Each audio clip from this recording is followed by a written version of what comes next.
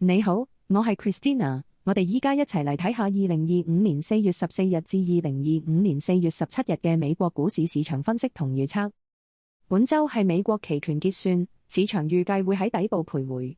美國宣布給予大部分國家90日嘅關稅寬限期，呢段時間內市場可能會表現得比較有耐性，有機會升返去4月2號之前嘅水平。不過，雖然因為關稅延遲而令經濟衰退風險稍為降低，但美國消費者信心仍然低迷，加上中美貿易爭端影響，投資者對市場嘅恐懼情緒仲未消除，導致股市預期仍然反覆波動。經歷咗歷史性下跌之後，股市有啲反彈跡象，但呢啲短期反彈未改變美股中長期進入下跌浪嘅趨勢。即使中美貿易紛爭暫時緩和，市場仍然面對白宮政策唔穩定嘅風險。雖然金融業交出咗唔錯嘅業績報告，但未來經營前景仍受到經濟衰退陰影影響。市場預期短期內波動會減少，但指數仍可能出現較大波幅，最終走勢可能會喺小幅波動中徘徊。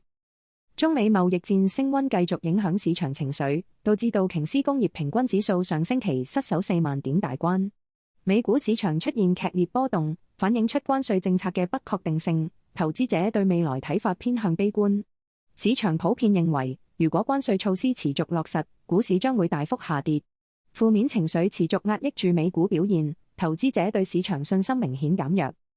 喺全球貿易關係緊張嘅背景之下，美國經濟衰退風險仍然存在。美元資產亦令投資者感到擔憂，預計會繼續被沽售。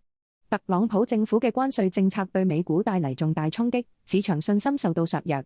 面對持續嘅關稅問題，市場缺乏大幅反彈嘅動力，投資者應該保持謹慎，密切留意中美貿易談判進展，對未來市場走勢要保持警覺。